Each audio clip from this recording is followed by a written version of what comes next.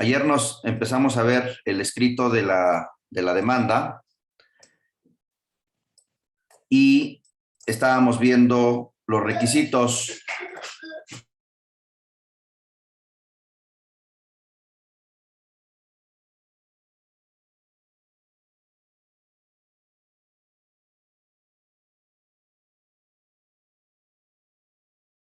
Empezamos a ver los requisitos de la demanda y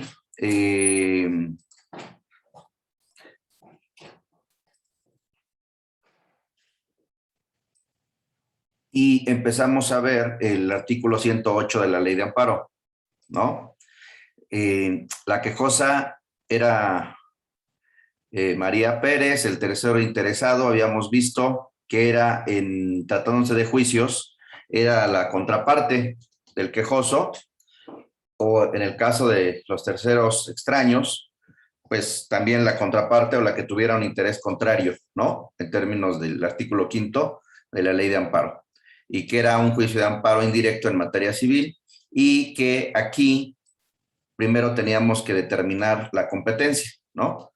La competencia por materia, que era un juez de distrito en materia civil, que la competencia por territorio de la Ciudad de México y la competencia por turno o prevención, ¿no?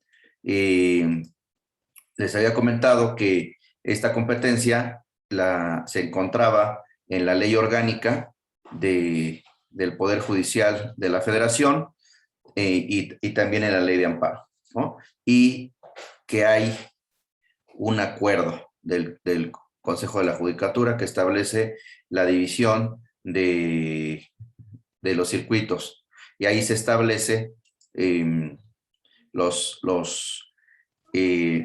tribunales y los juzgados que existen en el país, ¿no? Y de manera práctica, para que ustedes pudieran corroborar los tipos de juzgados, pues una manera práctica es entrar a la página del Consejo de la Judicatura, en donde están señalados los circuitos. Les voy a poner la página para que la vean y confirmen, ¿no?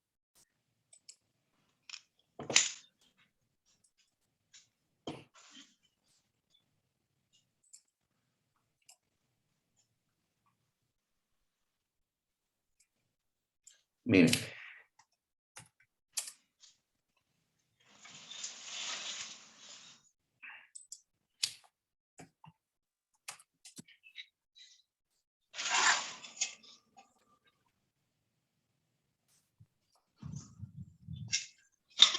Voy a compartir pantalla.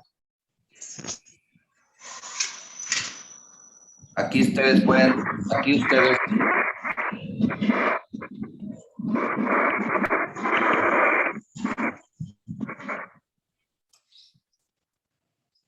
ustedes pueden revisar en cada circuito, por ejemplo, el primer circuito, los tribunales y los juzgados que existen.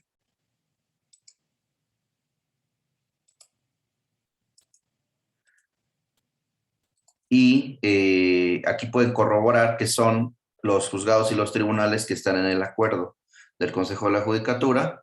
Buscan consultar. Y aquí van a ver que en la Ciudad de México están los juzgados de distrito en materia administrativa, los juzgados de distrito de amparo en materia penal, los juzgados de distrito en materia civil, los juzgados de distrito en materia de trabajo en la Ciudad de México, los juzgados de distrito especializados en ejecución de penas, etcétera, etcétera, ¿no? Y aquí los tribunales colegiados en materia administrativa, tribunal colegiado en materia civil, tribunal colegiado en materia de trabajo del primer circuito, y así sucesivamente, ¿no? Entonces, la recomendación es que vean el acuerdo del Consejo de la Judicatura y relacionado con los circuitos, y también que vean que lo corroboren entrando a la página del Consejo, en donde vienen todos los tribunales y juzgados que tiene cada uno de los circuitos, ¿no? Normalmente cada uno de los circuitos coincide con el estado, ¿no? Con algún estado. Entonces, ¿hasta aquí hay alguna duda? No. No. Ahora, desde el punto de vista estratégico, es muy importante la competencia. No es lo mismo tramitar no es lo mismo tramitar el juicio en la Ciudad de México. Sí, pero sí está abierto. No es lo mismo tramitar el juicio en la Ciudad de México que tramitar el juicio en el Estado de México, que tramitar el juicio en Morelos, etcétera, etcétera. ¿Por qué se imaginan que pudiera ser diferente tramitar el juicio, o les da igual tramitar el juicio aquí en la Ciudad de México que tramitar el juicio en Morelos, tramitar el juicio en el Estado de México? ¿Por qué se imaginan que podría ser diferente? Por la práctica que tienen los juzgados. Sí. ¿Específicamente en qué? Pues en la tramitación, por el número de casos que se tramitan en la Ciudad de México, pues obviamente es mucho más expedito y tiene mucha más experiencia por el número de casos que lleva cada juzgado de distrito. Sí. O a veces no son especializados, ¿no? Así es. ¿Por qué otra cosa se creen que sería importante? Sería importante determinar la competencia.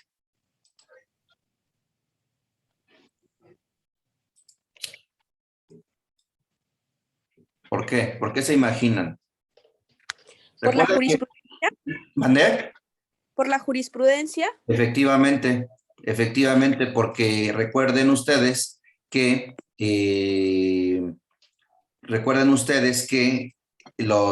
las jurisprudencias pueden ser distintas de circuito a circuito, ¿no?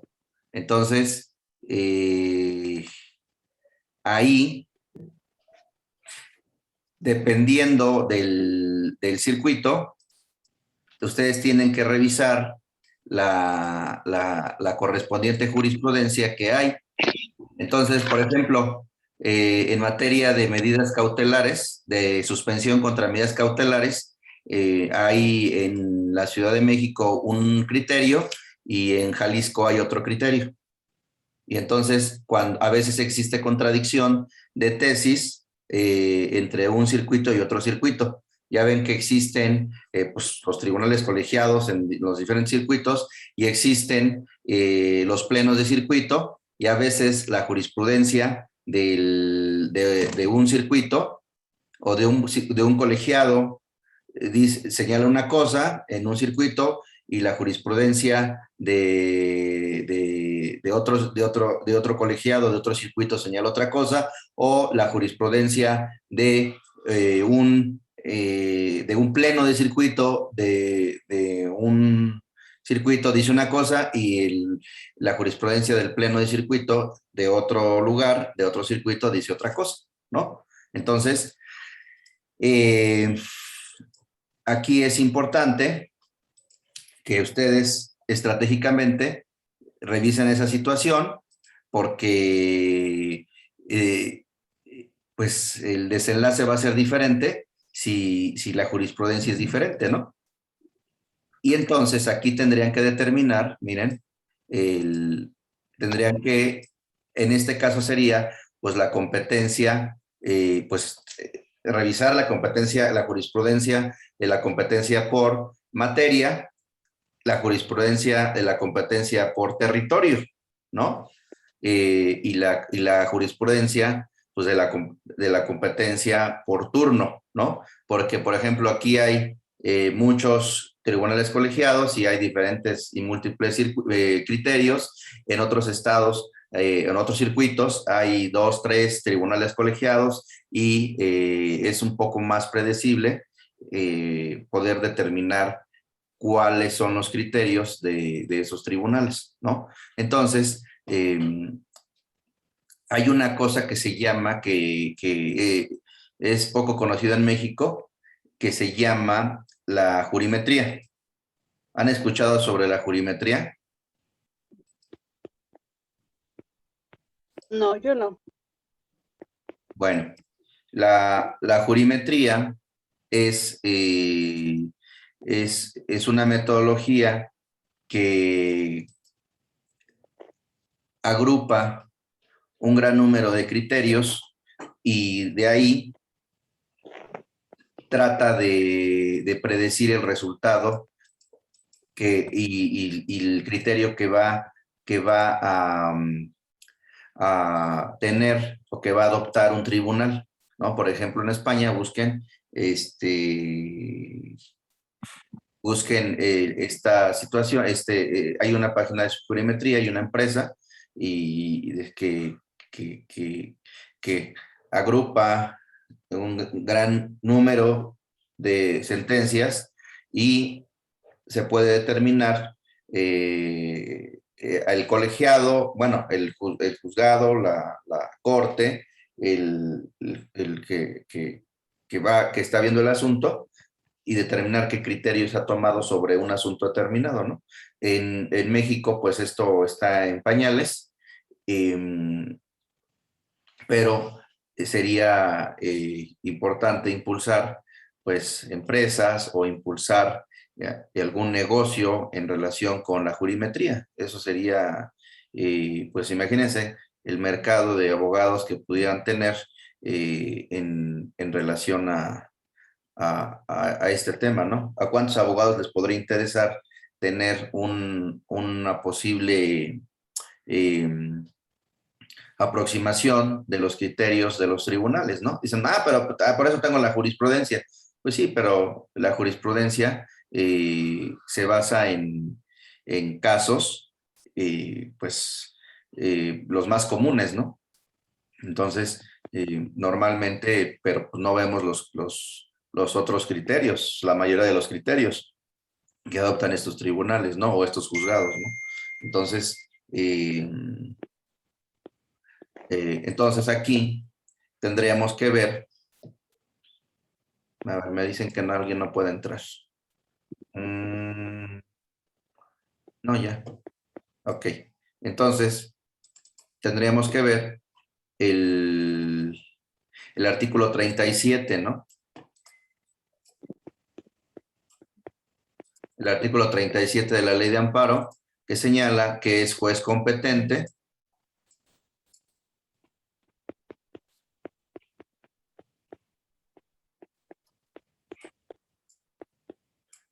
el que tenga jurisdicción en el lugar donde el acto que se reclame deba tener ejecución, trate de ejecutarse,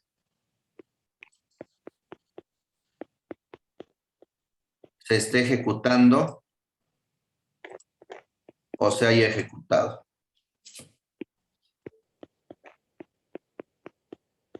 A ver, alguien tiene un problema para entrar.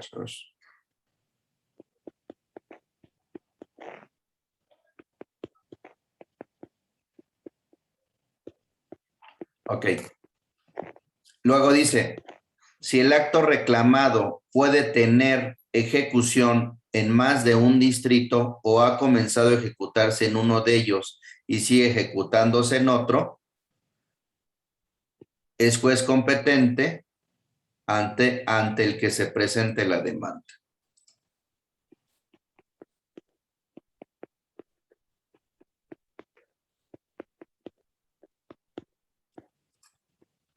Cuando el acto reclamado no requiere ejecución material, es juez competente el juez de distrito en cuya jurisdicción se haya presentado la demanda.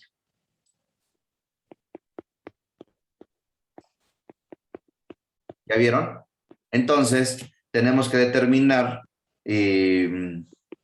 estratégicamente el circuito que corresponda a la jurisprudencia de nuestro asunto, ¿no? ¿Por qué? ¿Por qué? Porque ustedes saben que en la ley de amparo se regula lo relativo a la jurisprudencia, ¿no? Miren, esto deriva del artículo 217 de la ley de amparo, ¿no? Entonces vamos al artículo 217 de la ley de amparo y en el artículo 217 de la ley de amparo se establece que la jurisprudencia que establezcan los plenos de circuito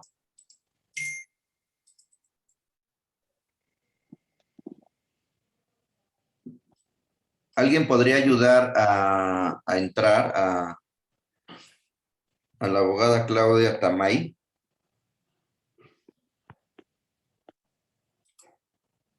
Porque aquí yo no la tengo como en sala de espera. Ah, ya está. Admitir. Ok, entonces vean, la jurisprudencia que establezcan los plenos de circuito es obligatoria para los tribunales colegiados y unitarios de circuito,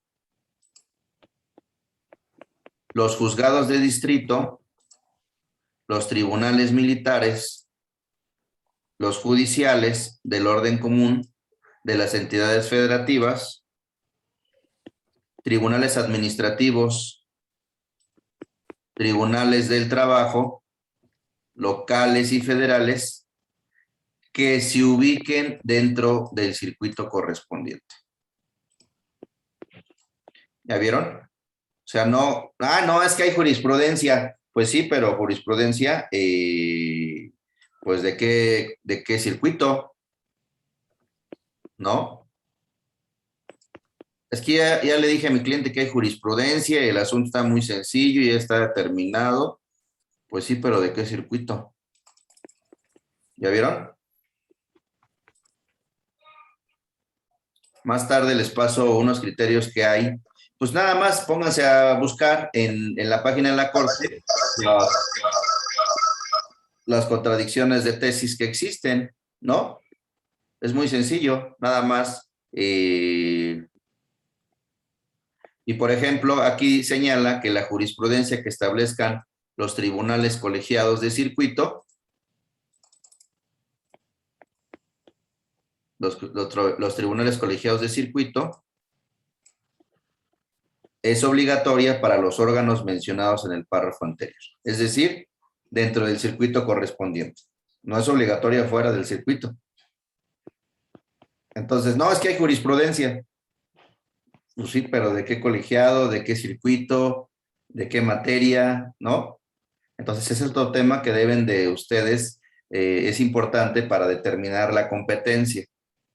¿No? No, es que hay jurisprudencia de la primera sala, pero tu asunto es civil, penal, administrativo o laboral, porque la primera sala, la Corte, determina temas civiles y penales, o de orden común, constitucionales, o derechos humanos, y la segunda sala, pues, administrativos y laborales. Ah, es que mi asunto es administrativo, pero la jurisprudencia es de la primera sala. En caso de que llegue el asunto a la segunda sala y ustedes utilicen valer una jurisprudencia en la primera, pues corren el riesgo de que en la segunda sala no comparte el criterio de la primera y se cree una contradicción de tesis, ¿no? Entonces tienen que tener mucho cuidado sobre este tema, ¿no? Entonces, ok. Sigamos. ¿Está claro este punto?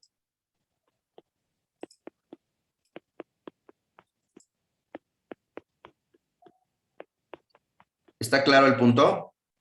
Sí. Sí. Ok. Bueno, Sí. ok. Sí. Perfecto. Entonces,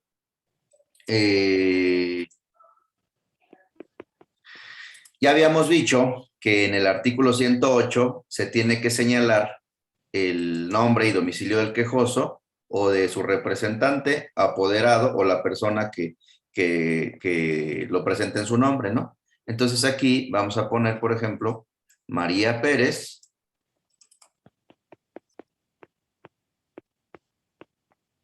María Pérez,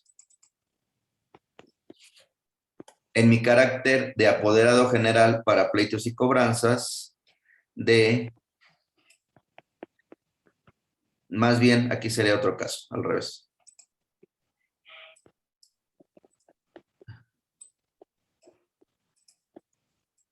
Más bien sería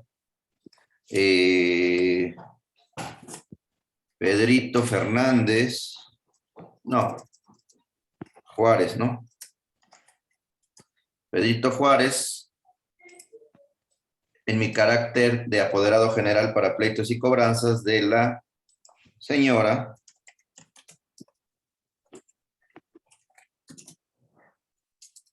María Pérez, ¿no? Personalidad que acredito y pido me reconozca con base en el primer testimonio de la escritura pública número tal, no sé, número 3, número 5,678, de fecha, no sé, 10 de septiembre de 2021, expedido por el licenciado tal, notario público, no sé, 35 de la Ciudad de México, que acompaño como anexo 1. ¿No? Permítame un segundito.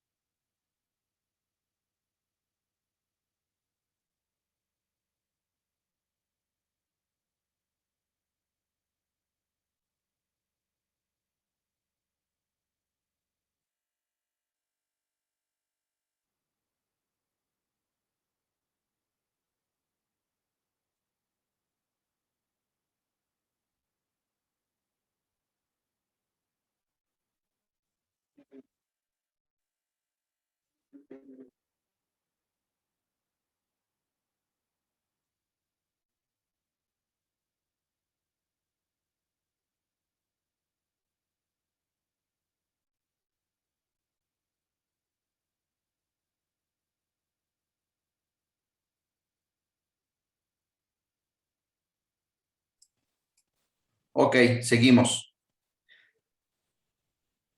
Entonces, en caso de que vayan a presentar su demanda vía electrónica, tienen que hacer esta manifestación. Si no, no les van a tener, les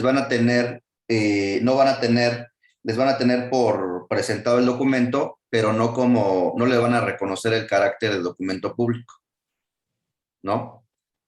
Esta manifestación la tienen que hacer.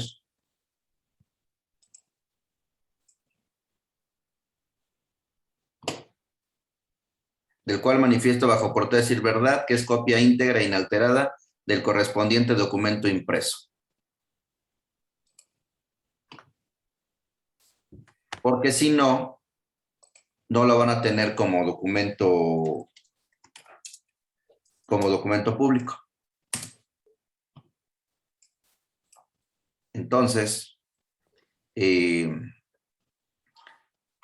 espérame un segundo.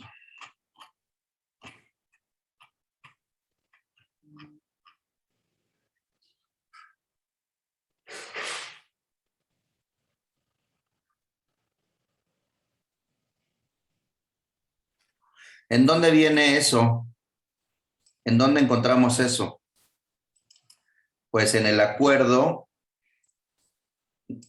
para litigar en materia de amparo, no solo deben de tomar en cuenta la ley de amparo, sino también el Código Federal de Procedimientos Civiles, que es supletorio, también la ley orgánica del Poder Judicial, los acuerdos del Consejo de la Judicatura y de la Suprema Corte, y también, pues obviamente, los criterios jurisprudenciales, los tratados internacionales, la jurisprudencia de la Corte Interamericana, etcétera, etcétera. Eso lo vemos más adelante.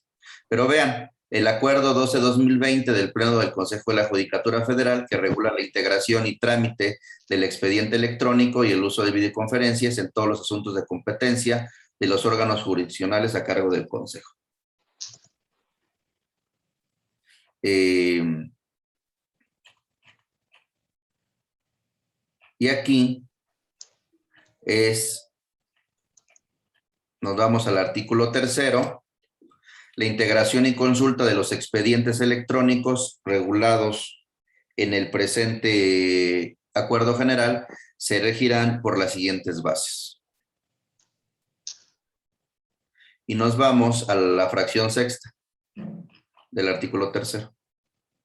Los documentos públicos que se ingresen a un expediente electrónico mediante el uso de firma electrónica conservarán el valor probatorio que les corresponde conforme a la legislación aplicable, siempre y cuando al presentarse vía electrónica se manifieste bajo protesta de decir verdad que el documento digitalizado respectivo es copia íntegra e inalterada del documento impreso. ¿Ya vieron?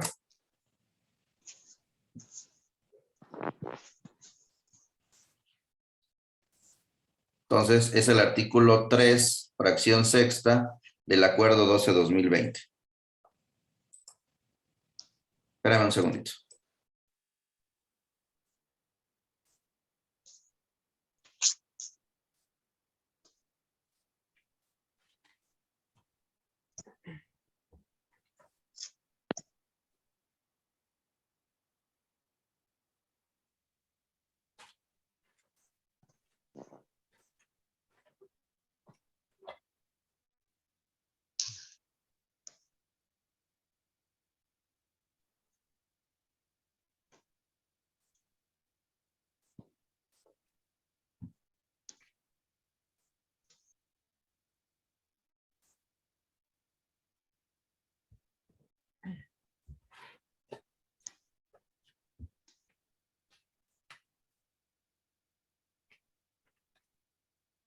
¿Qué pasó?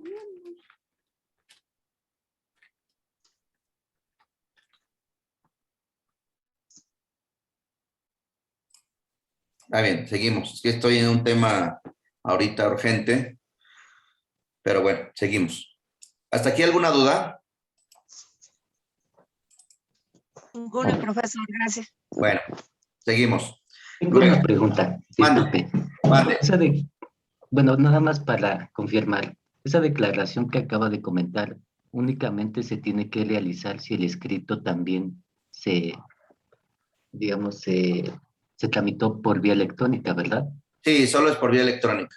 De acuerdo, Sí. gracias. Sí, del artículo 12-2020. Entonces, cuando tramiten su amparo vía electrónica, en caso de que tramiten su amparo vía electrónica, pues tienen que revisar la regulación del amparo en vía electrónica que establece la ley de amparo,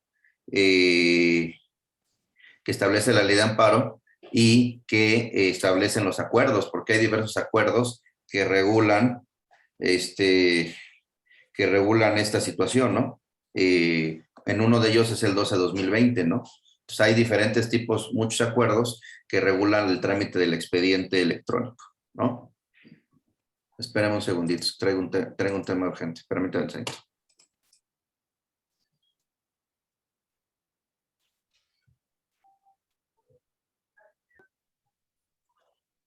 Seguimos. Entonces,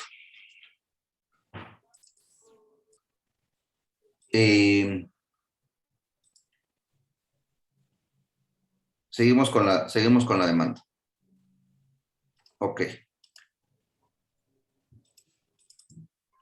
Luego, de ahí tenemos que señalar el domicilio. la ley de amparo señala que tenemos que, establece que tenemos que señalar el nombre y domicilio, y aquí señalamos el domicilio para oír y recibir todo tipo de notificaciones, documentos y practicar las diligencias que sean necesarias, el ubicado en tal lugar, ¿no? Hay que tener mucho cuidado porque cuando se trate, bueno, se tramite en línea o se tramite físico, se pueden solicitar que les hagan las notificaciones vía electrónica, pero el tema electrónico es muy delicado, a veces hay muchos errores en el sistema y se les puede ir una notificación importante y pueden llegar hasta perder el asunto, ¿no? Entonces, aquí, por ejemplo, aquí se puede solicitar con base en estos artículos, el 26, el 30 del Acuerdo General 12-2020, se puede solicitar que les hagan las notificaciones electrónicas, pero tienen que señalar el usuario, ¿no? En la página de servicios en línea del Poder Judicial de la Federación, ustedes tienen que registrarse y crear un usuario, ¿no? Y tienen que tener una firma electrónica, ¿no? Ya sea una FIREL, ya sea la FEGEM, ya sea la FIEL o la eFirma, o firmas u otros certificados digitales que se permitan de acuerdo a en relación con el Acuerdo 12-2020 y con los demás aplicables, ¿no? Pero el peligro es que si existe un riesgo, si existe un error dentro de la notificación electrónica y ustedes no se dan cuenta, porque a veces no lo suben al expediente electrónico y ustedes no se dan cuenta y se les va la notificación, ¿no? Se les fue y pueden perder el asunto, ¿no? Entonces,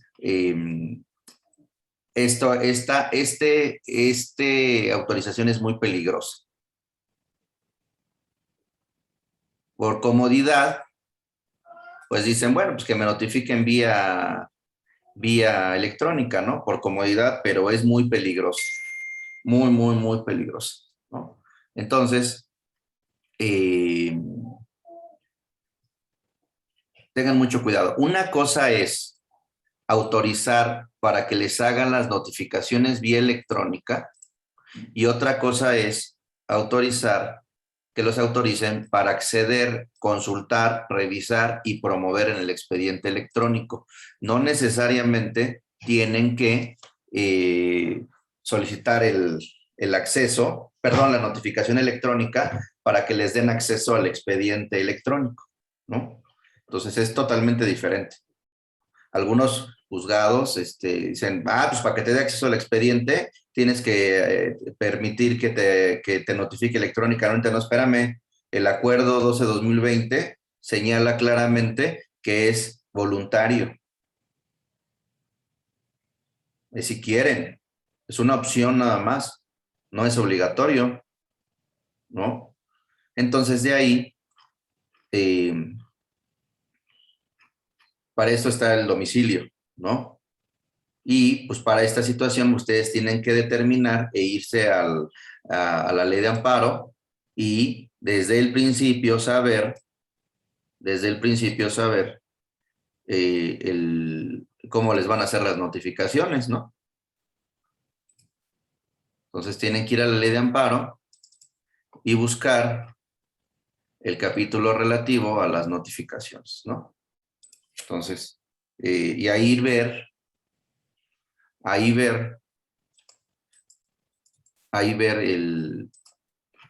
los tipos de notificaciones que hay. Van al artículo 26. Las notificaciones en los juicios de amparo se harán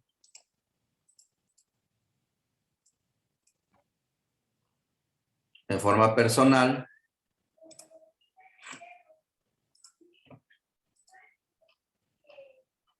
por oficio,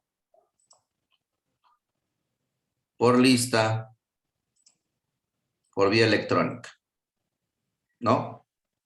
Entonces, aquí tienen que determinar cómo les van a hacer la notificación. Ah, estoy esperando a que me notifiquen. No, espérame, pues es por lista. Entonces tienen que estar checando su expediente electrónico diario y por el otro lado el CICE, que es la página en donde vienen la publicación de los expedientes, ¿no? De las listas. Les voy a poner para que lo vean. Tienen que estar checando diario,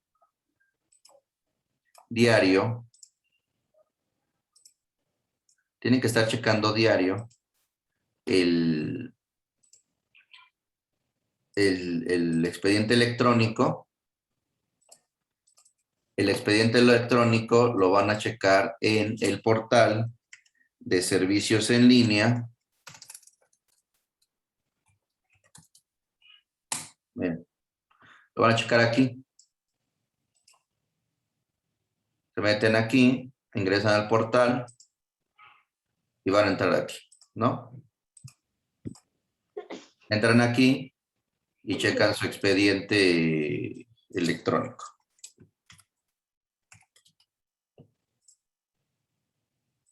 Bien. Entonces tienen que checarlo aquí. Y ya ven. No sé. Lo que quieran, ¿no? Y aquí consultan su expediente electrónico. ¿Sí? Pero no se confíen porque a veces no suben los documentos. Entonces, tienen que checar en el CICE.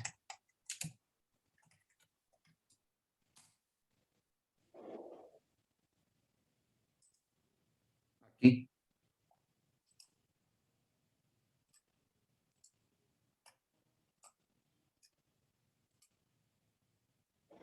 Checan aquí. Y aquí ya pueden checar. ¿No?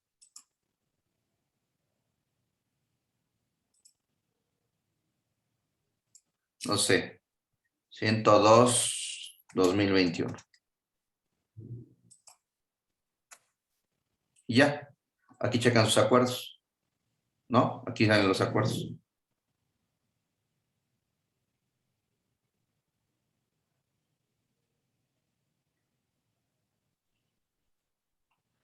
Entonces, chequen en los dos lados. Y luego todavía, si quieren más seguridad, pues chequen también por lista. ¿No? Entonces,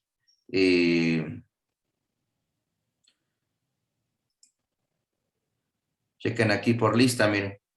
Por lista. Se puede checar por lista y se puede checar por expediente. También chequen por lista. Miren, aquí primer circuito, por ejemplo, lo de ayer.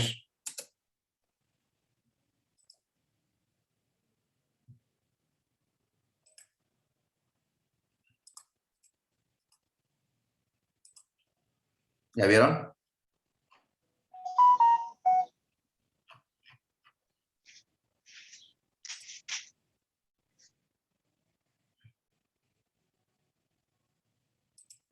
Bueno. ¿Alguna duda?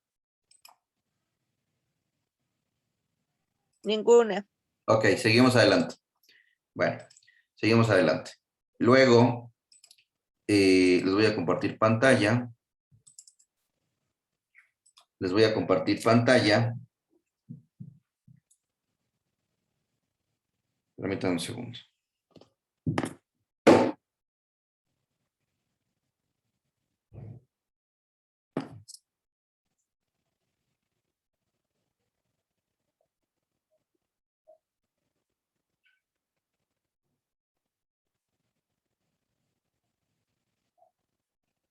Permítanme un segundito.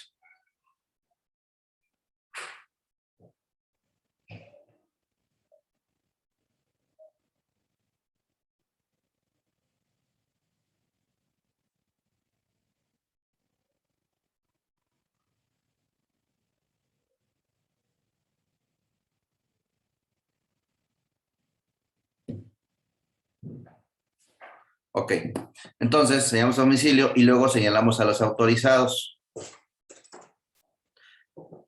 Depende, si son autoridad responsable, son delegados en términos del artículo 9 de la ley de amparo, si son quejosos o son terceros interesados, son autorizados en términos del 12 y 24 de la ley de amparo. Aquí es un quejoso, ¿no? Y el 12 y el 24 tienen dos diferentes tipos de autorizados. Los autorizados con cédula y los autorizados que no tienen cédula, ¿no?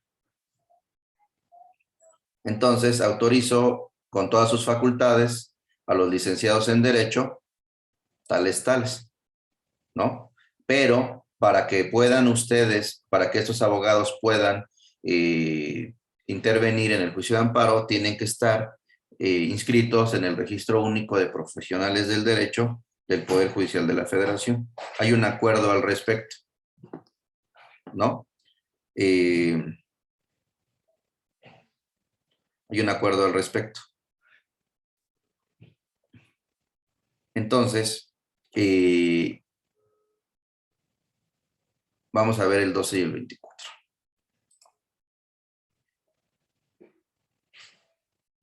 Vamos a ver el 12 y el 24.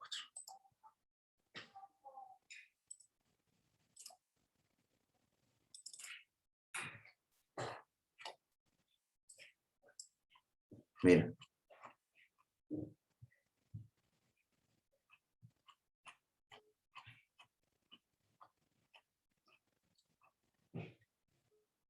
El 12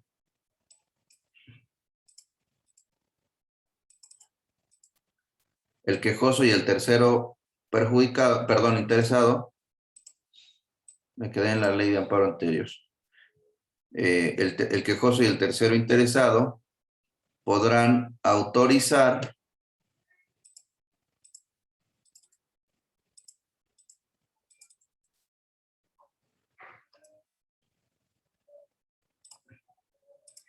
para oír y recibir notificaciones a cualquier persona con capacidad legal, quien estará facultada para interponer los recursos que procedan, ofrecer y rendir pruebas, solicitar su suspensión o diferimiento, y en las materias civil, mercantil, laboral, tratándose del patrón, administrativa y penal, esta persona autorizada deberá encontrarse legalmente autorizada para ejercer la profesión de licenciado en Derecho o abogado, y deberán proporcionarse los datos correspondientes en el escrito, ¿no? Y el otro es, de todas las materias no se requiere este tema, ¿no? Y también podrán designar personas solamente para oír notificaciones e imponerse de los autos a cualquier persona con capacidad legal, nada más que esta pues no gozará de los demás derechos. Es en el 12. Luego en el 24, a veces nada más autorizan con base en el 12 y le señalan, en virtud de que no señalase también el 24, no se tiene por autorizado. Bueno, pues hay que poner el 24 también.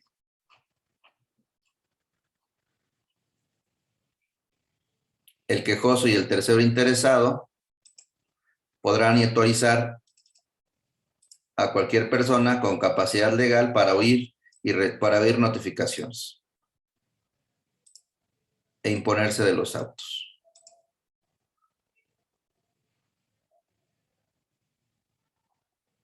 ¿Qué diferencia hay entre el 12 y el 24? ¿Por qué distinguen?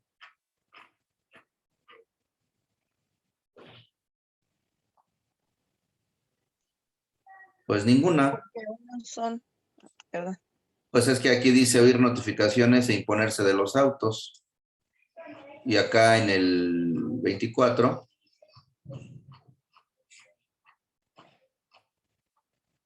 para oír notificaciones, aún las de carácter personal, e imponerse de los autos. O sea, la diferencia que señalan en algunos lugares es que en el 24 también refiere a las personales. Y en el 12 no. Entonces, es que me quiero notificar. No te puedo notificar porque te autorizaste en el términos del 12. Y el 12 no señala las notificaciones personales. Ah, pero es que no. Es que cuando la ley distingue, deben distinguir, es lo que dice. Entonces, pues, evítense ese problema y autoricen en términos del 12 y el 24, ¿no? Y luego, si son autoridad responsable, pues pueden señalar delegados, ¿no? En términos del 9. Las autoridades responsables puedan ser representadas o sustituidas en términos de las disposiciones legales y reglamentarias, podrán acreditar delegados.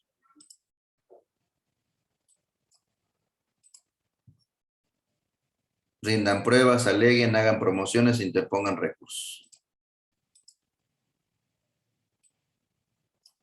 Eso es diferente. Bueno, sigamos adelante. Entonces, o sea, no solo es poner por poner, todo tiene una razón de ser y todo tiene un pensamiento. ¿Qué pasó, Rubén? Buenos días, profesor. Una pregunta. Mande. Esto del registro de los abogados no puede ser en un determinado momento anticonstitucional. ¿Por qué? Ejemplo, en materia penal, si ya está contemplado en el artículo 20 el derecho de los acusados o los imputados a tener una defensa adecuada, si ya está la cédula del abogado dentro del expediente de amparo, y al promover o hacer alguna acción por parte del abogado, no se le tome en cuenta porque no está registrado, como lo plantea el tribunal, que sería un trámite administrativo, no estaría por encima de la Constitución. Pues realmente me parece que sí es excesivo, porque si ya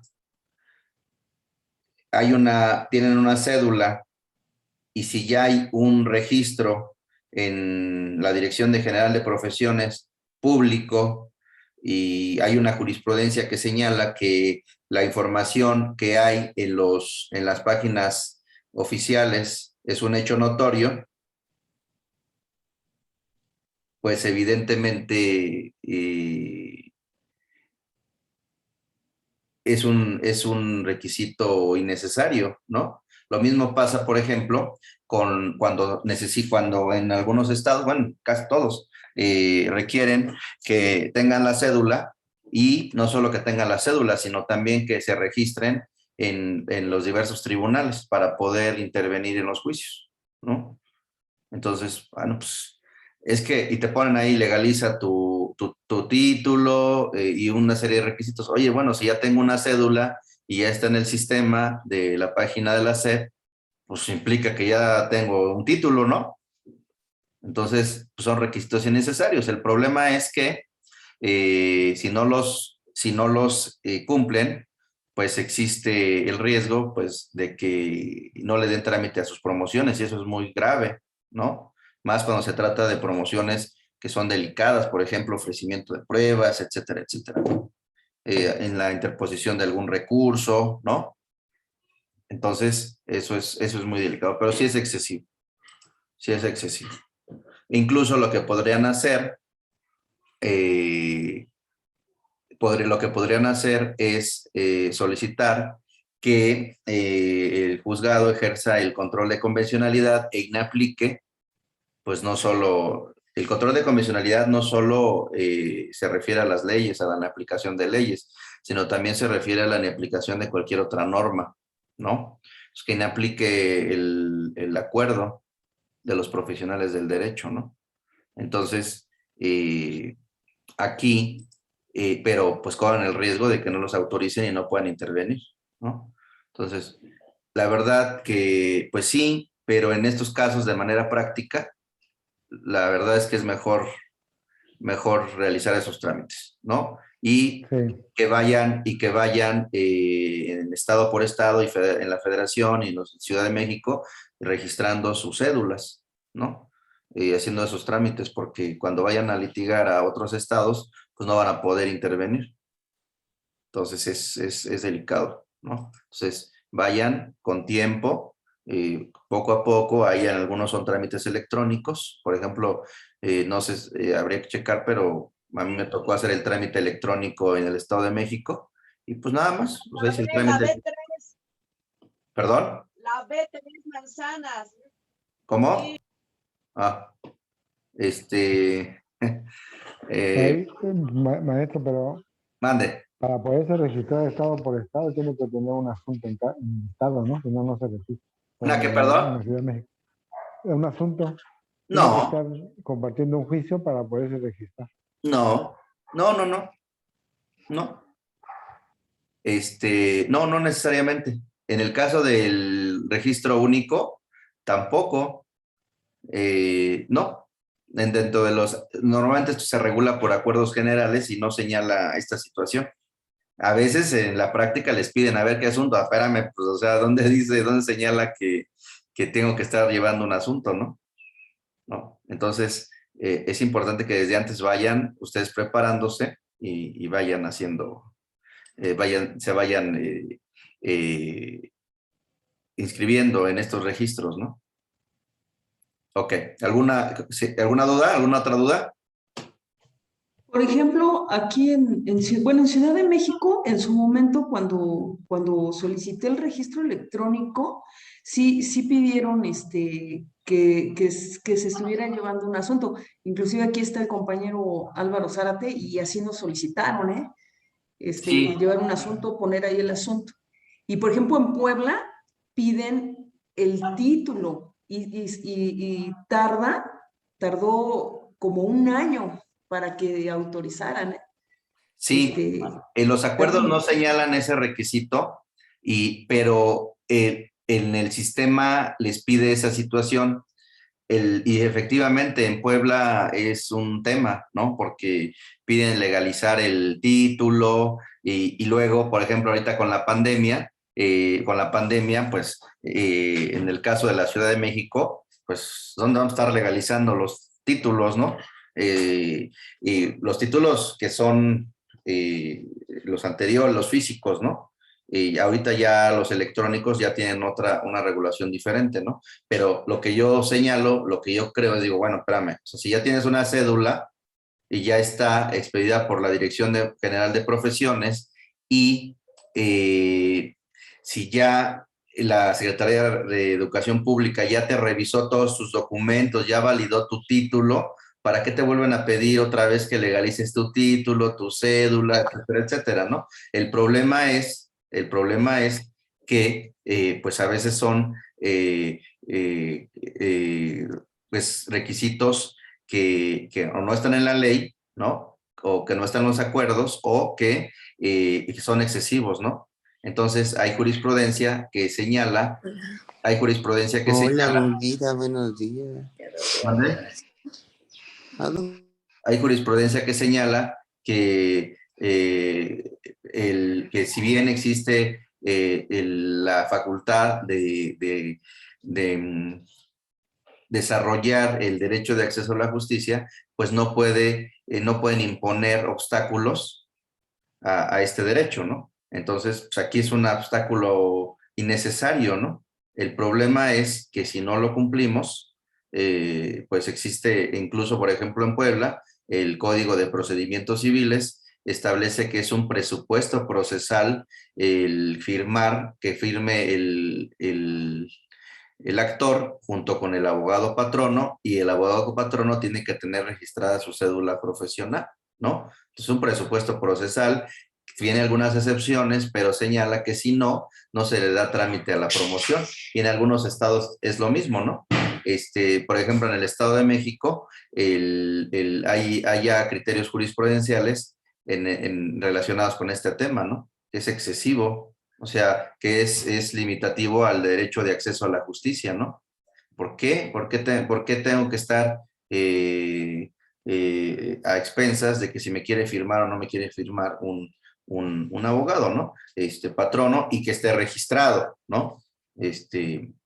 Entonces, sin embargo, pues lo que se podría solicitar ahí es, como ejercicio, bueno, poner a algunos abogados que sí estén inscritos, y por el otro lado poner alguno que no, y poco a poco ir solicitando el control de convencionalidad. No lo hacen, e ir generando esos criterios, ¿no? Yo creo que esa es la forma de ir forzando a los juzgados de que se pronuncien sobre lo innecesario y lo excesivo de este trámite, ¿no?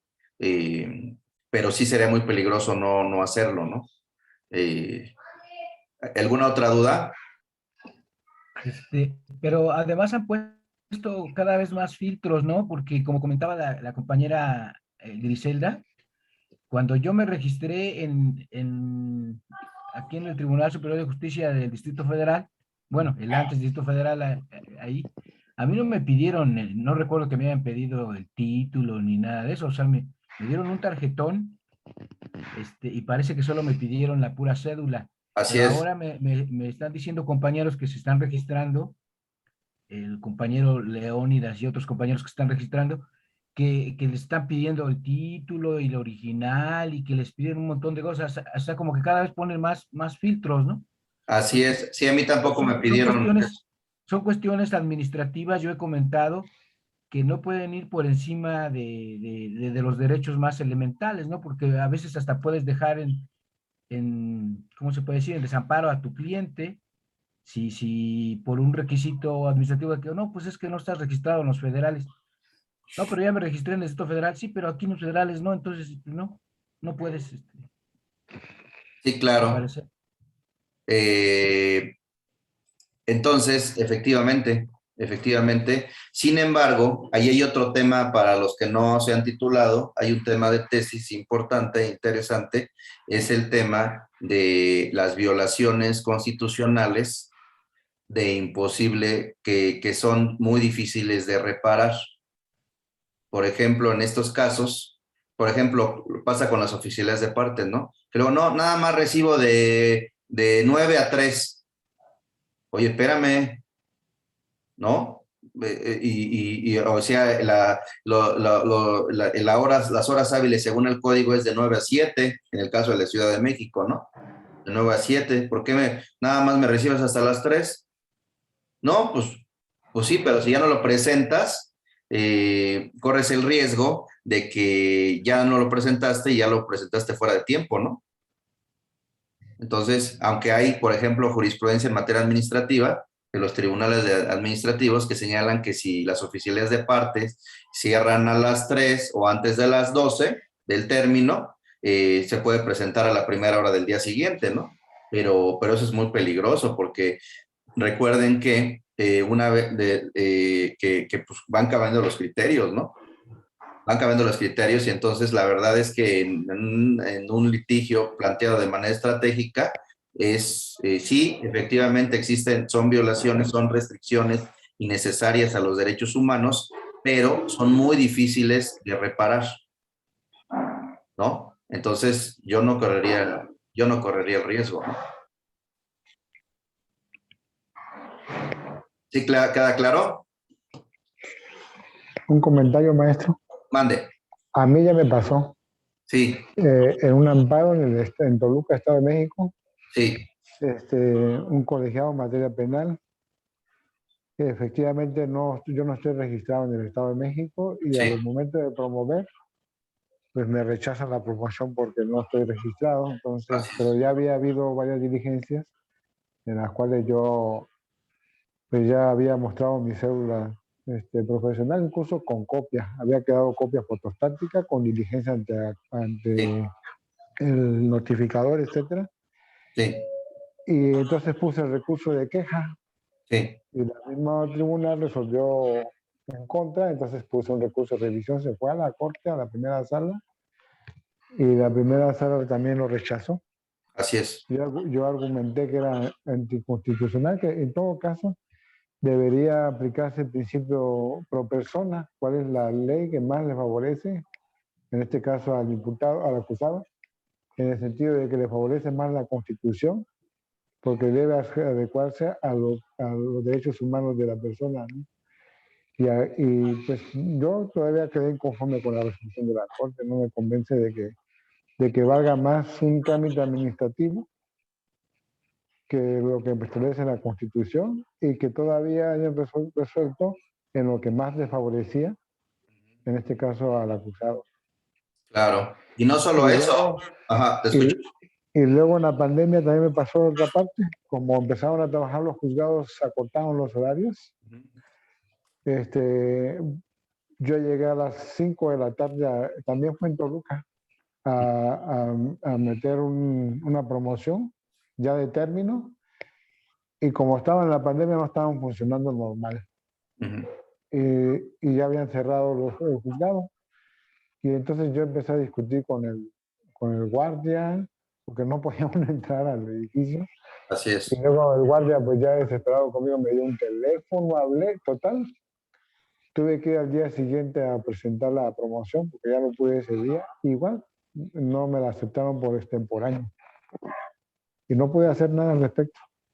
Así es. Efectivamente. Y no solo el principio de interpretación del el pro homine, ¿no? Sino también el principio pro actione, ¿no?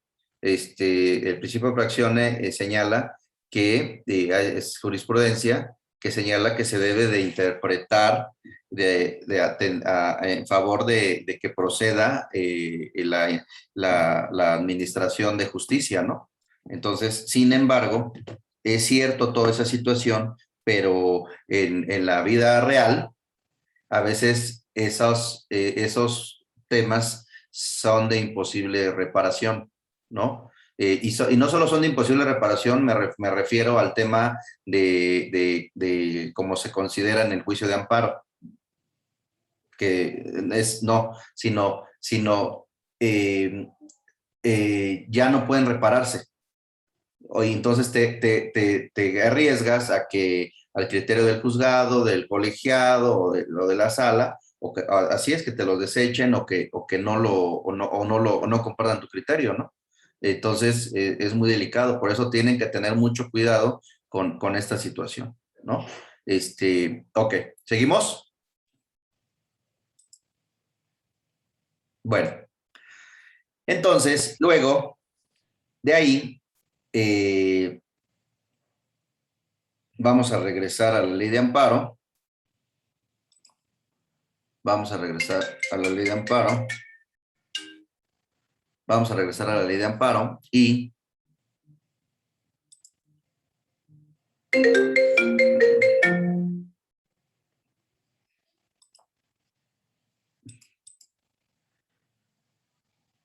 estábamos en el 108, ¿no?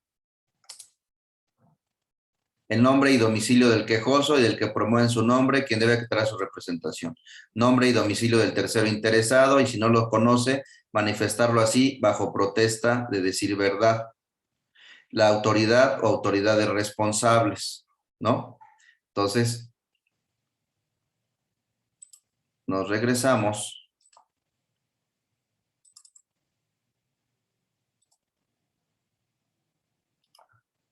¿Sí se ve la demanda? Aquí lo que normalmente se señala es con fundamento. Aquí es importante que pongan el fundamento. Con fundamento en el artículo aquí, 107, fracciones 4 y 6 de la ley de amparo. Demando que señoría conceda a mi representada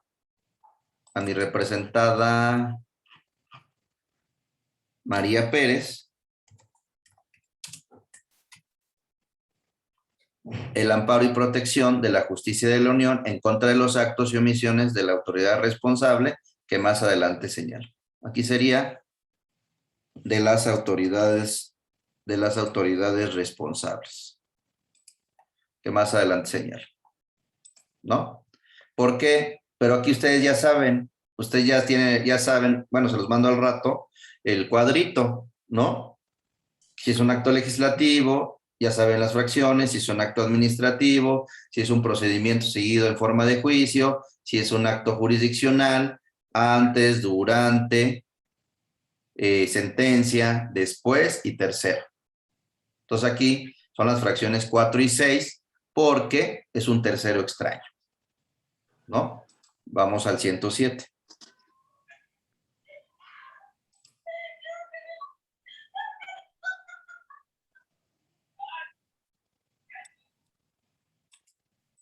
Vamos al 107.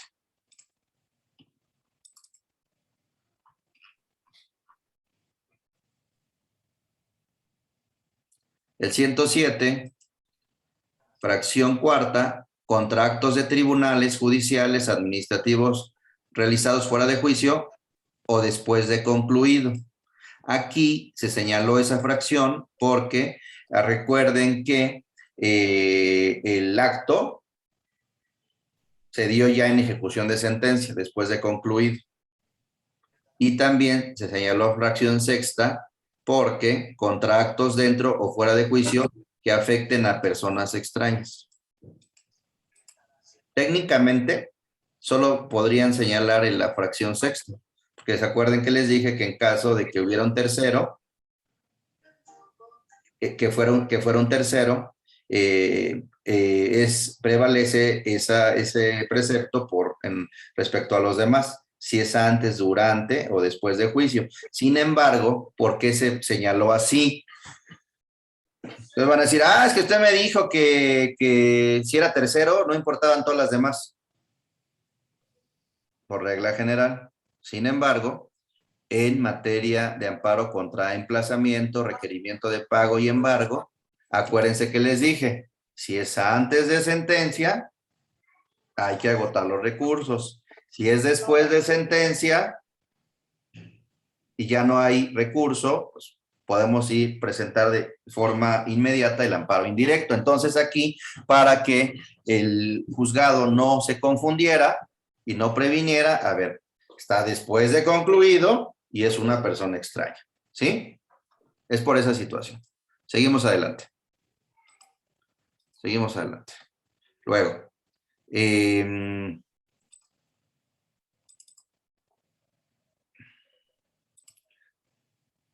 ¿se ve la demanda? Sí. Bueno, luego, en muchas demandas yo no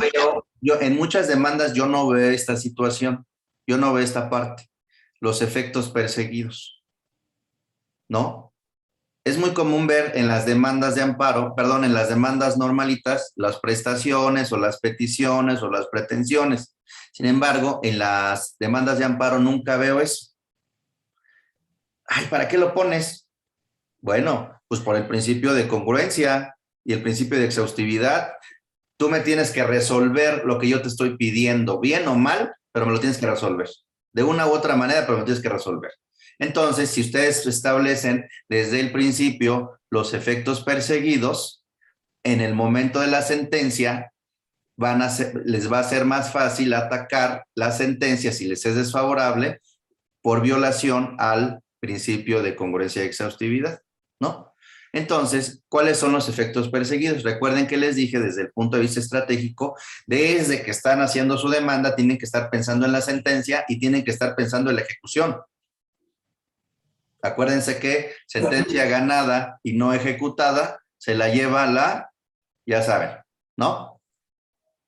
Entonces, ¿dónde buscamos los efectos perseguidos? Con fundamento en el artículo 77 de la Ley de Amparo, le pido que conceda el amparo y protección a mi representada para el efecto de que las autoridades responsables o las autoridades que la sustituyan dejen insubsistente la diligencia de pago, embargo y emplazamiento 12 de marzo del 21, así como todo lo actuado con posterioridad para que mi representada pueda defenderse de dentro de dicho juicio.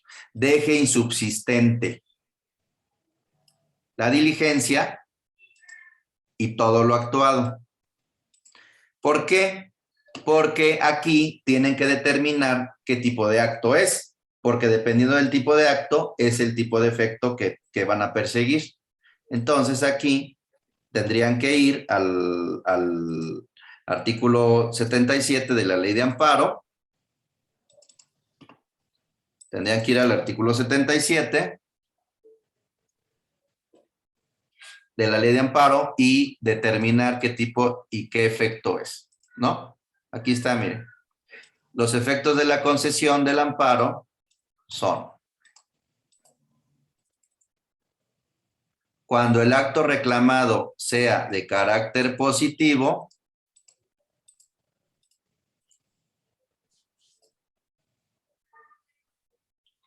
su efecto será restituir al quejoso en el pleno goce del derecho violado, restableciendo las cosas al estado que guardaban antes de la violación. Los verbos son muy importantes. Restituir y restablecer. Restituir en el pleno goce del derecho violado y restablecer las cosas al estado en que guardaba la violación. Entonces aquí, en un debido emplazamiento, ¿qué derecho se va a restituir al quejoso? Pues el derecho de audiencia, ¿no? El derecho de debido proceso, el derecho de acceso a la justicia, ¿no? ¿Y qué efecto se persigue?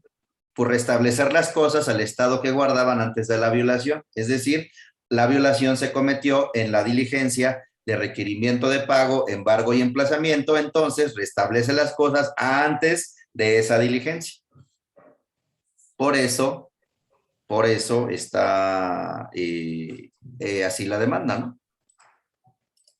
Por eso está así. ¿Se ve la demanda? No, no se ve.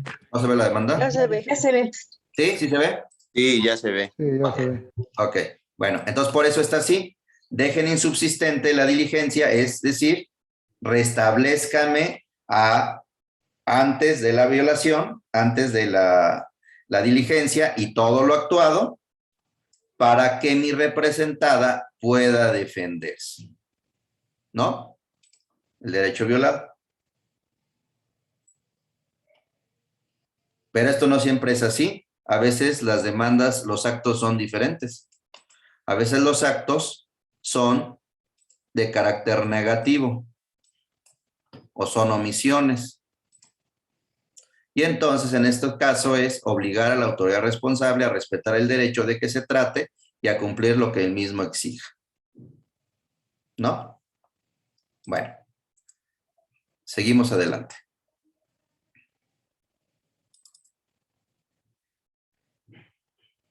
Creo que vamos un poco lentos, sin embargo, me pareció que ir explicando esta situación paso por paso y por qué cada cosa les va a ser de mayor utilidad que avanzar de manera genérica y avanzar y que sigan haciendo las cosas de manera inconsciente, ¿no? Bueno, los que hay aquí compañeros que son expertos en esto, pero hay otros que son estudiantes y que no han visto esto, ¿no? Entonces, yo creo que esto les va a ser de mayor utilidad saber por qué está cada cosa y no repetir los machotes que hay por ahí, por internet y por todos lados, ¿no? Entonces, aquí, lo anterior, como lo resolvió la primera sala de la Suprema Corte de Justicia en las siguientes jurisprudencias por contradicción de tesis. Emplazamiento. El amparo concedido en su contra tiene como efecto dejarlo insubsistente y reponer el procedimiento desde esa actuación.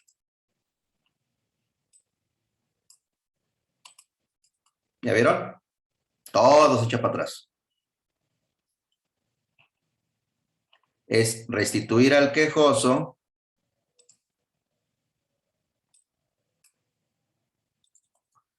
en el goce del derecho violado, restableciendo las cosas al estado que guardaban antes de la violación, lo cual significa en el caso específico de la diligencia de emplazamiento. Violación de la garantía de audiencia implica a que el órgano jurisdiccional responsable deje insubsistente la actuación judicial viciada y los actos posteriores y reponga u ordene reponer el procedimiento para conducirlo hasta con conclusión según las leyes que lo rigen, ¿no? Y luego hay otra, emplazamiento en juicios ejecutivos mercantiles, la nulidad comprende al requerimiento y embargo practicados. O sea,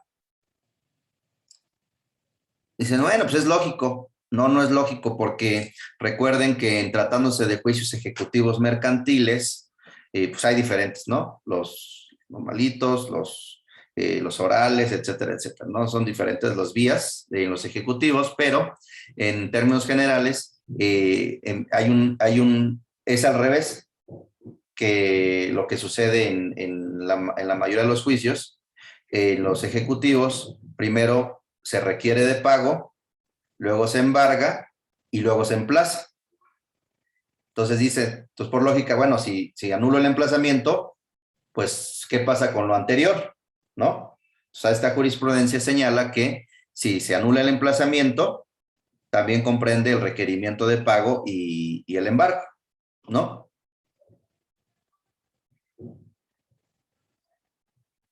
Entonces, luego aquí, esto no lo señala la ley como requisito, pero es importante poner en qué calidad estamos promoviendo, porque a veces previenen. Y, no, pues no pasa nada, les hago la prevención. No, sí pasa, porque si ustedes están persiguiendo la suspensión, si los previenen, no se van a pronunciar sobre la suspensión, ¿no?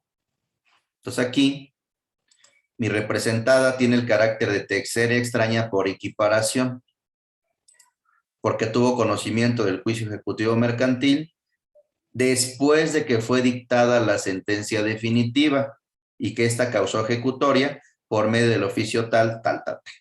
Resulta aplicable la siguiente jurisprudencia por contradicción de tesis del Pleno de la Corte, pues si el amparo indirecto procede cuando el tercero extraño por equiparación se enteró del juicio después de la sentencia que no ha causado ejecutoria, con mayor razón o por mayoría razón debe proceder cuando se enteró después de que haya causado ejecutoria. ¿Sí? O sea, la tesis señala que aunque no haya causado ejecutoria la sentencia, si ya hay sentencia, es un tercero extraño por equiparación. Entonces, aunque no haya causado ejecutoria, entonces por mayoría razón, si ya causa ejecutoria, pues por mayor razón debe también ser tercero extraño, ¿no? Entonces aquí, emplazamiento, su falta de legalidad es impugnable a través del juicio de amparo indirecto. Si quien se ostenta como tercero extraño equiparado a persona tuvo conocimiento del juicio,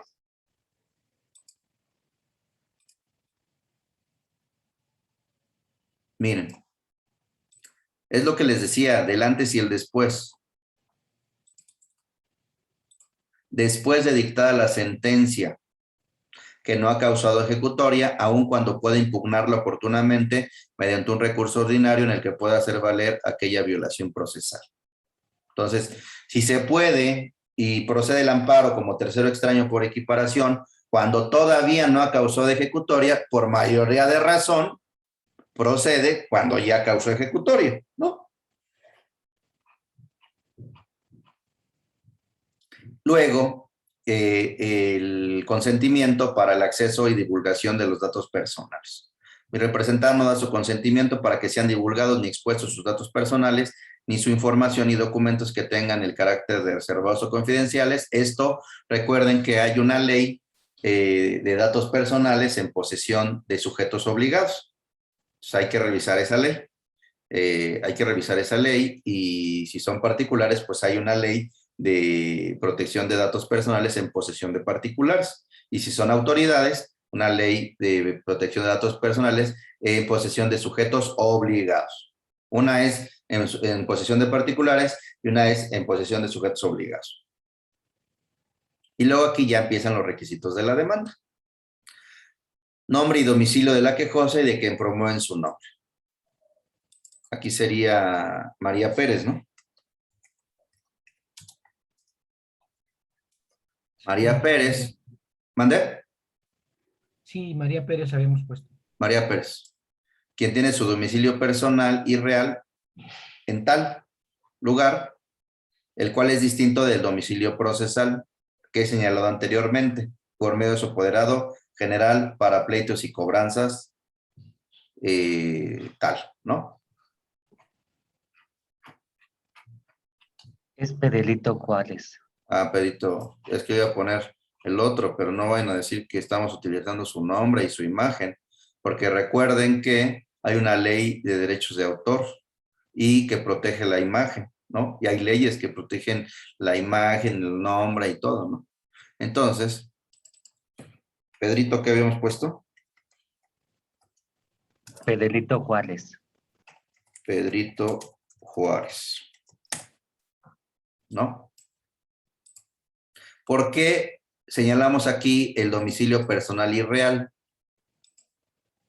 y el domicilio procesal? Porque más adelante se señala que fue emplazada en un domicilio diverso al del cliente, ¿no? El de María Pérez. Este no es necesario, sino la ley, bueno, señala el nombre y domicilio de la quejosa, ¿no? O del quejoso. Nombre y domicilio del tercero interesado. Ya vimos que en términos del artículo 5º de la ley de amparo, el tercero interesado es la parte contraria, ¿no? La parte contraria en el juicio, que es Juan Martínez. La parte contraria es el actor, es la parte actora en el juicio ejecutivo mercantil, ¿no?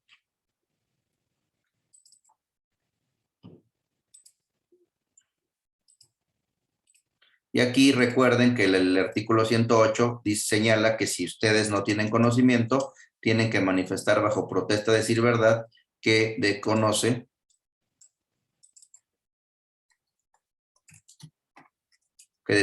su domicilio. Pues lo desconozco porque ni siquiera conoce a esa persona, ¿no?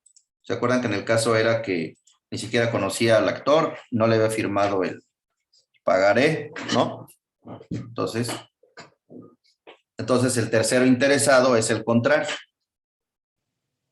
en términos del artículo 5º de la ley de amparo. Disculpe. Mande. Esto es esto es relacionado a lo que comentaba de que si en el supuesto de que se enterara la persona que se le demandó del juicio que hay en su contra, no pidiera y cuando acudiera con un abogado, que no pidiera las copias antes de la sentencia, porque de hacerlo ya no sería por equiparación. Así es, pierde ese carácter. Hay jurisprudencia, al rato las mandamos, hay jurisprudencia que pierde ese carácter cuando se vincula a la relación jurídica procesal. Entonces, lo correcto sería solicitarlas ya cuando se dictó sentencia. Ni siquiera solicitarlas, porque existe el riesgo que te apliquen por analogía también. Dicen, no, bueno, es que está en una jurisprudencia que dice que si después de la sentencia se procede el amparo. Pero eso no es el tema. El tema es que si te vinculas, tendrías que agotar los recursos ordinarios. Pero vas a decir, oye, pero es que no hay recurso ordinario porque por medio de un incidente ya no puedo yo modificar la sentencia. Pero a veces hay criterios, te arriesgas. Entonces, aquí no hay que arriesgarse. Mejor no las pidas, mejor presenta el amparo y después, cuando llegue el informe, amplías tu demanda en términos del 111, ¿no?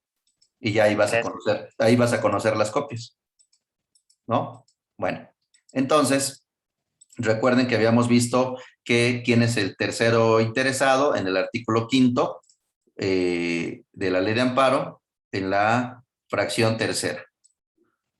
El tercero interesado, habíamos dicho que era la contraparte del quejoso. Tratándose de persona extraña a juicio, la que tenga un interés contrario al quejoso. ¿No? La contraparte del quejoso cuando el acto reclamado emane de un juicio o una controversia del orden judicial, administrativo, agrario del trabajo, o tratándose de tercero extraño, la que tenga un interés contrario al quejoso.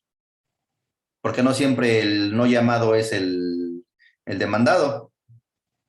Puede ser que no llamaron a un tercero llamado a juicio, que tenga interés con el actor o tenga interés con el demandado, ¿no? Sí conocen esa figura, ¿no? El tercero llamado a juicio, ¿no? Para que le pare perjuicio la sentencia. Entonces, por eso no siempre es esa es la contraparte, pero aquí es la que tenga interés contrario, no siempre es el demandado. Puede ser el actor, o puede ser el demandado, cualquiera de los dos, ¿no? Y aquí, como no se conoce el domicilio, en términos del 108, si no lo conoce, manifestarlo así bajo protesta, decir verdad. ¿No? Bueno, seguimos. Ya estamos por terminar. Después, ¿se ve la demanda? Sí. Sí. Las autoridades responsables. Aquí es un problemón, porque a veces no conocemos, o a veces les llaman de una manera y en las leyes les llaman de otra. O a veces en las leyes no están los nombres ni las denominaciones. Por ejemplo, en materia penal. En materia penal están, por ejemplo, el agente del Ministerio Público de la unidad tal, de la agencia tal, de la fiscalía tal. Ah, caray, pero es que después ya cambiaron el reglamento, por ejemplo, interior, y ya no se llama así, ahora ya se llama de tal, de no sé qué, de la coordinación tal, de la fiscalía tal, y después no, es que ya por un acuerdo interno ya no se llama así, ya se llama de otra manera. Y si designas de manera incorrecta a la autoridad responsable, puedes perder tu demanda de amparo, porque tratándose de actos reclamados y de señalamiento de autoridades responsables, no hay suplencia. Me parece que eso también es un requisito excesivo, porque cuando está en la ley, pues está en la ley, pero cuando está en un acuerdo o una circular interna, la organización y la denominación, si no la conoces, ¿no? O que es de difícil ubicación. Hay autoridades, bueno, pues que tienen su denominación de hace miles de años, ¿no? Entonces aquí la autoridad responsable es el juzgado tal de lo civil de proceso escrito en la Ciudad de México. Actualmente así se señala en la Ley Orgánica del Poder Judicial. Juzgado civil de proceso escrito, porque ya ven que también hay orales, ¿no? Y o juzgado décimo de lo civil, porque así les llaman, o juez décimo de lo civil de proceso escrito y o juez décimo de lo civil de la Ciudad de México. Entonces, normalmente en los juzgados le siguen poniendo el juez de lo civil o juzgado de lo civil nada más de la Ciudad de México, pero se hace la aclaración, en la práctica dicha autoridad se conoce con esas diversas denominaciones, pero el nombre legalmente correcto es el juzgado décimo de lo civil de proceso escrito en la Ciudad de México con base en el artículo 59 de la Ley Orgánica del Poder Judicial de la Federación. Perdón, del Poder Judicial de la Ciudad de México, ¿no? Y también aquí los 2 secretarios actuarios adscritos al juzgado. Aquí tengan mucho cuidado porque aquí también podríamos señalar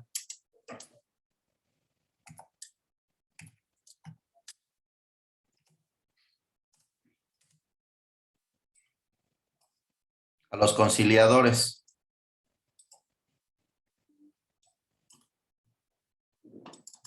¿Por qué? ¿Por qué? Porque ustedes tienen que ver muy bien en las leyes qué autoridades pueden ejecutar los actos reclamados, ¿no? Porque, por ejemplo, en materia civil, no solo los secretarios actuarios pueden, sino también los conciliadores. Entonces, si ustedes señalan los actuarios y no los conciliadores van a decir, a mí no me notificaste la suspensión, entonces ejecuto el acto reclamado. Aunque hay diversas jurisprudencias que señalan que, bueno, sobre la sentencia, ¿no? Que debe de cumplirla incluso autoridades no señaladas dentro del procedimiento. Eso es dudoso, de dudosa legalidad, porque pues, si no te escucharon y te vieron como autoridad, ¿Y por qué te ponen una sentencia, no? ¿Qué pasó? Pregunta. Aquí ya no es innecesario poner, por ejemplo, la autoridad ordenadora y los ejecutores, por ejemplo, en este ejemplo del emplazamiento, ¿es innecesario? Nada más se coloca así. Sí, porque, bueno, la ley de amparo, distingue a los tipos de autoridades y en la práctica, pues algunos distinguen, ¿no? Algunos distinguen entre la autoridad ordenadora y la ejecutora. Vamos a ver la ley de amparo.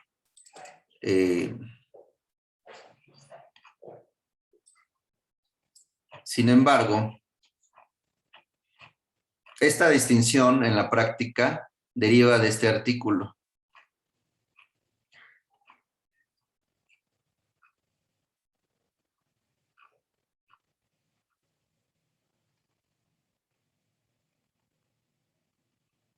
Aquí, del artículo 5º, fracción segunda. En la práctica distinguen el tipo de autoridad. La que dicta,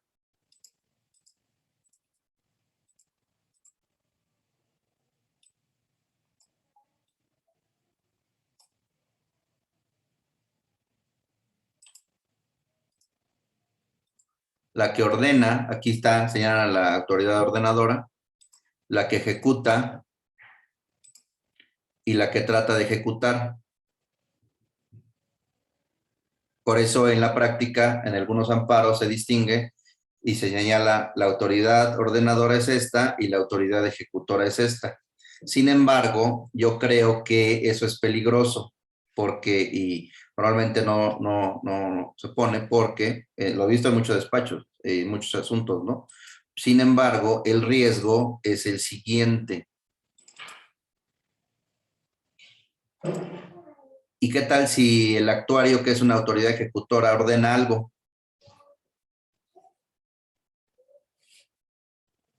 Podemos llegar al absurdo. Entonces, es que tú dijiste que solo lo señalaste como ejecutora y no como ordenador.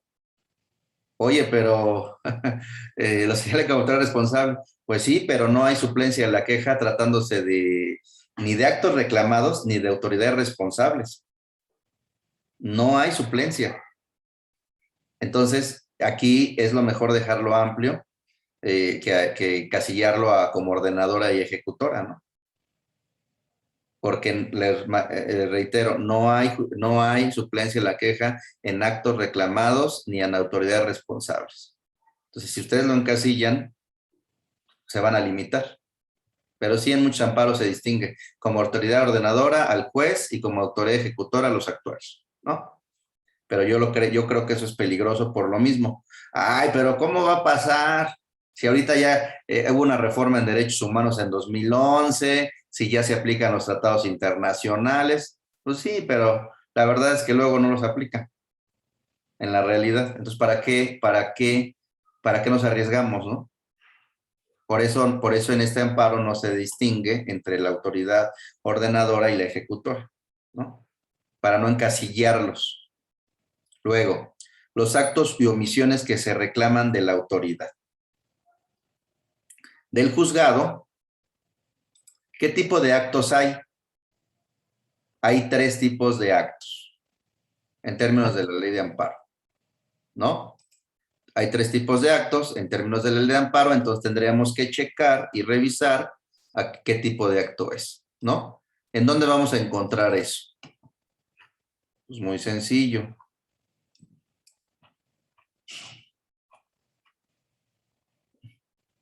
En el artículo 1 de la ley de amparo. ¿Qué tipo de actos son? Normas generales,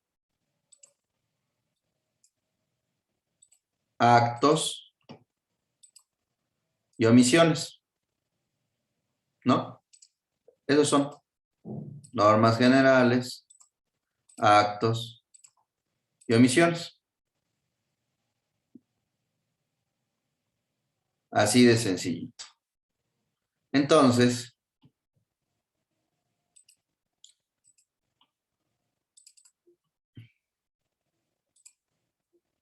Entonces,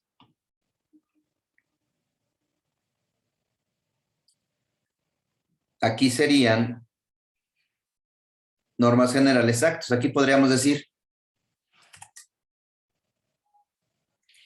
actos. Permítame un segundo. Te marco en 5 minutitos. No, no me ha llegado. Déjame checar ahorita. Órale, ahí. Entonces, aquí podríamos poner actos, ¿no? Actos. Los autos de 12, 23, tales los que conozcan. La audiencia tal, el acta de audiencia, la sentencia, el auto, la diligencia, el acta de la diligencia, el oficio, son actos. Vamos a poner aquí, distinguir actos. El oficio, expedido por el juez. Todos los autos, decretos, sentencias interlocutorias, sentencias definitivas, así como autos, decretos, sentencias interlocutorias de ejecución de sentencia, ¿no? Actos. Los actos de ejecución de la sentencia mediante decretos, autos y interlocutorias. La búsqueda y acceso, eso normalmente no lo veo en los amparos.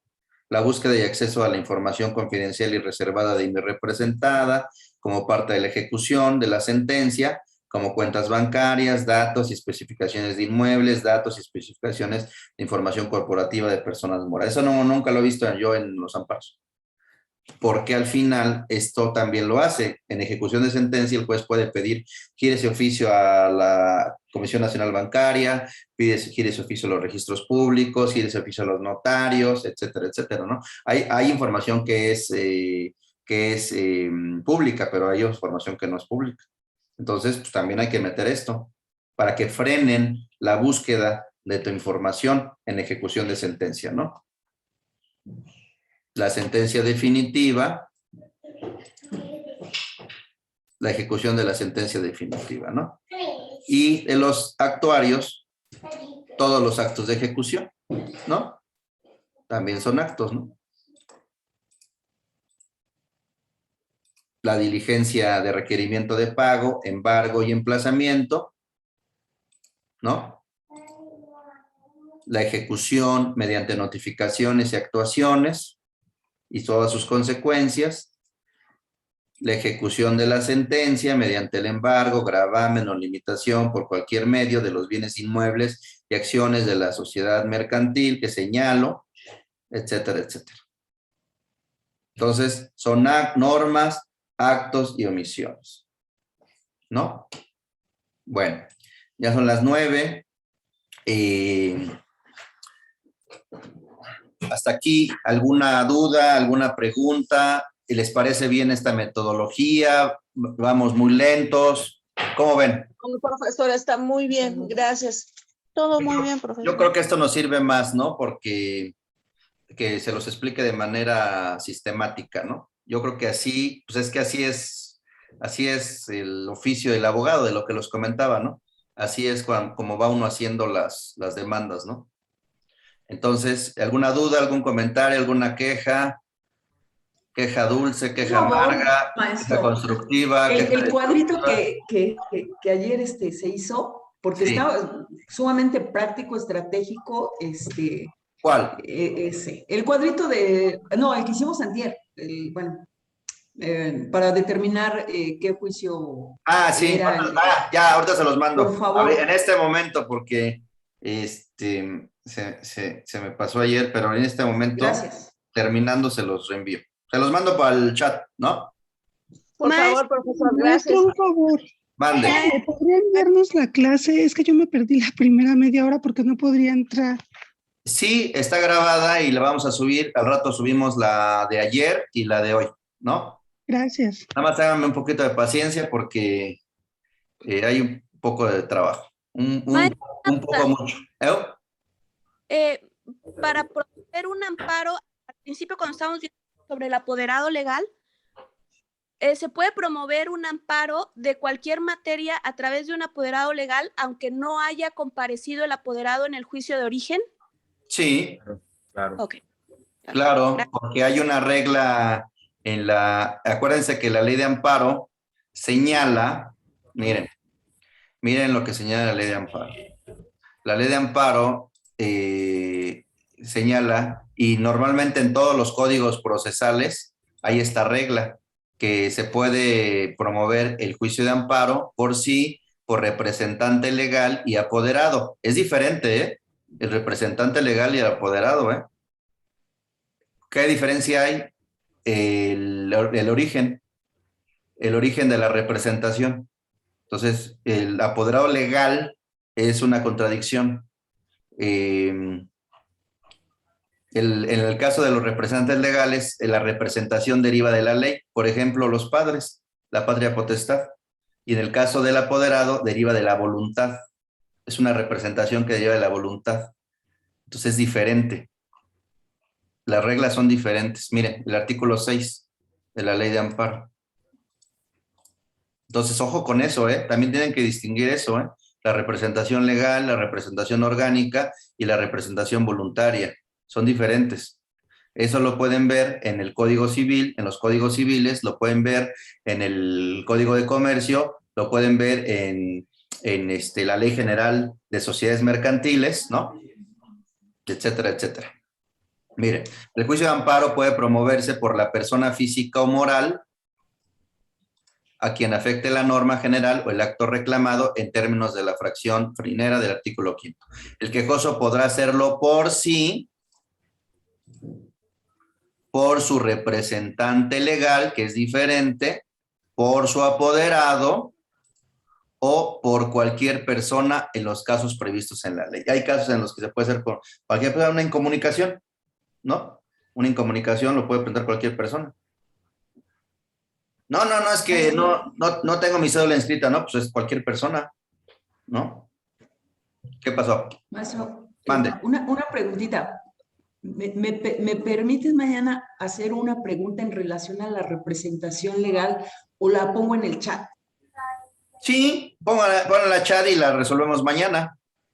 Ah, bueno, gracias. Sí, ahí también les voy a después decir una jurisprudencia sobre la falta de personalidad en los juicios de amparo. También, o sea, hay que cuidar eso, porque sí, la recomendación que les diera, o el tip era por medio apoderado, pero hay que cuidar, porque dependiendo del estado en que se encuentren son los requisitos que debe de tener, de cubrir el poder, ¿no?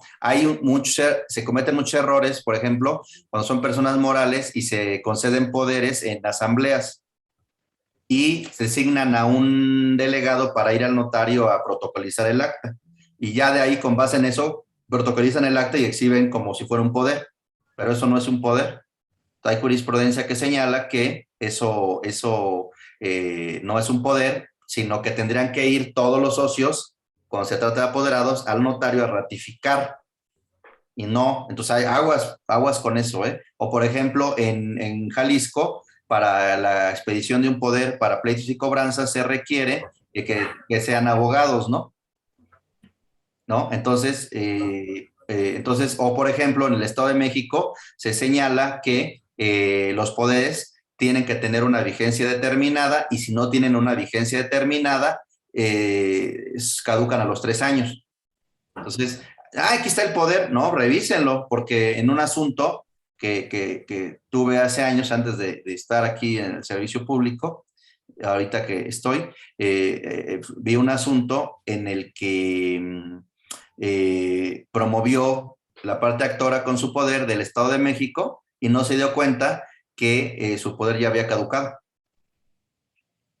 Entonces lo pones una falta de personalidad y ya ni siquiera la dejas subir al ring, ¿no? Chequen bien sus poderes, ¿eh? Mañana les explico un poquito más sobre esa situación. A ver, ¿qué dice? Disculpe, ¿dónde podemos encontrar la clase del día de ayer? No la he subido, la voy a subir al ratito, ¿no? El ratito la subo al chat. Bueno, ¿alguna duda, algún comentario? Queja constructiva, destructiva, ácida, dulce. ¿No? ¿Nada? ¿Vamos bien? Maestro, todo perfecto. Bueno. Muy bien todo, profesor. Gracias. Espero que les esté siendo de utilidad este curso y vamos para adelante. Nos vemos mañana. Hasta mañana y muchas gracias. Hasta luego. Excelente día. Bye. Bye. ¿Cuánto va a durar una semana?